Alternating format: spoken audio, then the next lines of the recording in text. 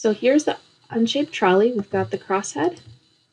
Right? We've got the side plate, the trolley wheel, the axle here, the keeper plate, and the adjusting shim. So those are the key pieces that we're created, and then everything else in here, the hex bolt, the washer, the round head machine screw, the retaining clips, the ball bearing, those are all your standard purchase parts inside there. Okay, let's create a drawing. So we'll right click in the tab. Actually, I'm going to rename this.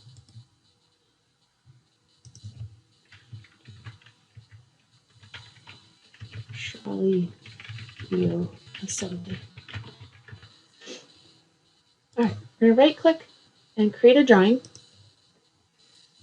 I'm going to make this an ANSI or inch B size. I like B size for my drawings. B size is 11 by 17, so twice as large as a standard piece of paper. With no views. I'll add my own views in.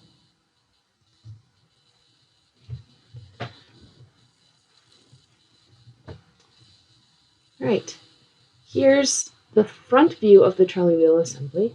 So before I click to place this, I want to take a look at some of the other options. If I look at the right side view, right, that does a pretty decent job. I think I can probably have it show everything from an isometric view. I think I can get an arrow to point to all the parts right here from this isometric view.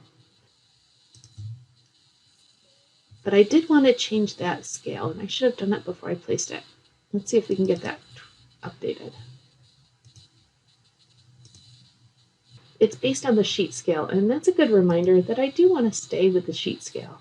The sheet scale is accessible from the left-hand side, and I can get into the properties of the sheet. Let's change that to a 1 to 2. There we go. The next thing we need from the assembly view is the bill of materials. All we need from the bill of materials is to bring in the one that exists in the assembly. If I go back to the assembly, the bill of materials is on the right-hand side. I've already done a little bit of cleaning up to this. When the ball bearings came in from McMaster, they actually came in with a lot of parts. So there's an inner race and an outer race and a whole bunch of little balls, and all of those parts are included in the assembly. So I cleaned up my bill of materials a bit by doing right-click, exclude from BOM, and I can see those from this triple dot up here, show excluded. So all of the little ball bearings in those ball bearings, I excluded those from my bill of materials. Essentially, I've rolled them all up here into my ball bearings line. So I am going to hide my excluded lines, but those are all added in here. Remember the bill of materials, you can add different columns. We want the item number. Typically, I go with part name, not part number, the quantity, and the materials. Okay, so you can add those in. If you need to move some things around, you can right-click and move left, move right, or remove column. To change the order that things go, you just change the order over here in the instance list. If I take the crosshead and I move it up to the top, then that's going to be number 1. If I bring it back down, that changes its location in the bill of materials. Okay. Back over the drawing. We're going to add that bill of materials up here into the drawing.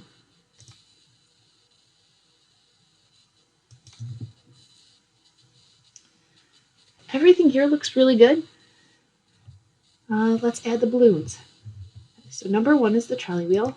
So we grab the balloon callout and click on a part and add a balloon.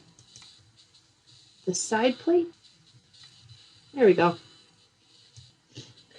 the crosshead, the axle,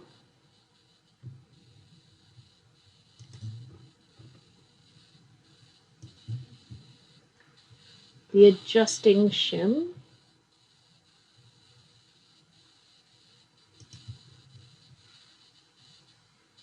oh, that was the keeper plate. The adjuster shim's down here.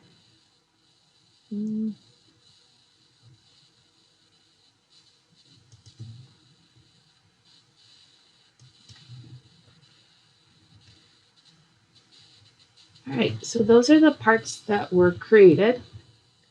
Now we'll also pull out the ball bearings. Let's see. I'm going to have a really hard time getting to see what's happening on the inside. So we will use a cross section. We can still get the hex nut in.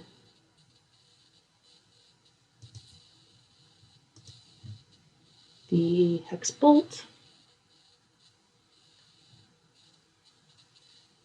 The washers. Okay. So we're still missing a few parts.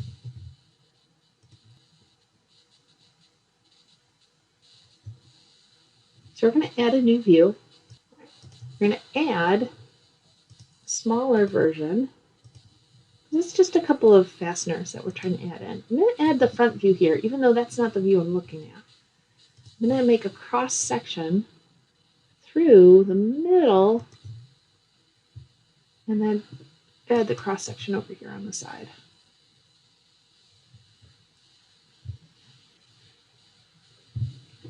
When you're adding cross sections, you have the ability to make a vertical cross section, a horizontal cross section, or an angled cross section. All right, here we go. I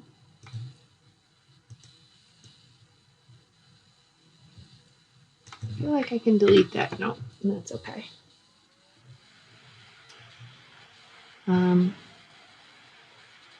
We may want to take a detailed view.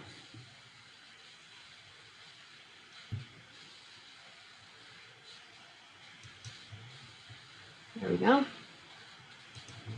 Of inside there. Oh, all right. I'm going to slide these over a bit.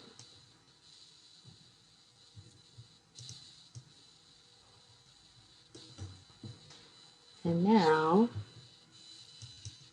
let's see. Scale 1 to 2. I think we're 1 to 1. I like being able to see what's happening in there. That might be too big. 1 to 1.5. There we go.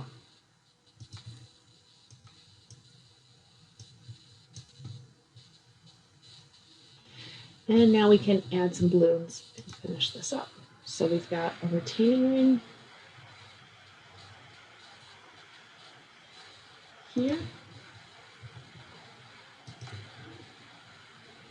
We've got a retaining ring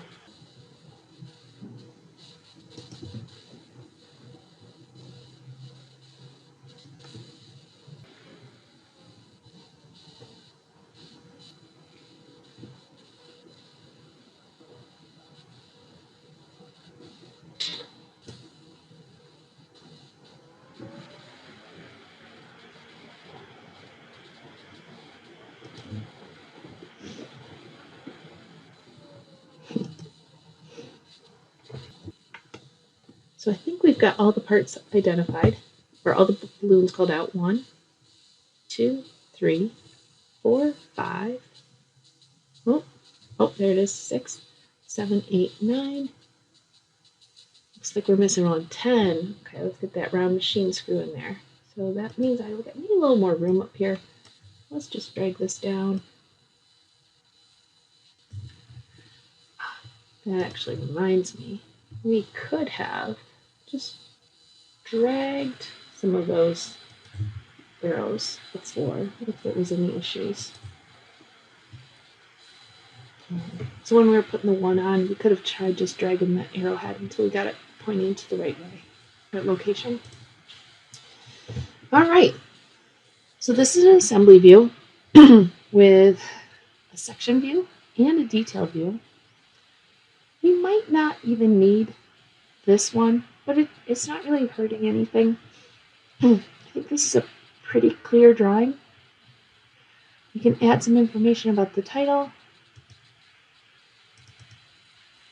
When we add the information, you can either type it in, or we can bring in the drawing name. Your name's already included. For the material, we can bring in the material from the assembly, but there really isn't any here. But that is an option when we're doing detail drawings. Not applicable. So I'm just going to delete some of these other things that are kind of in the way. And we've got a assembly drawing for the trolley. To complete the drawing package, you would include full drawings of each of the parts: the trolley wheel, the side plate, the axle, the crosshead, the adjusting shim, the keeper plate. Everything else is a purchase part.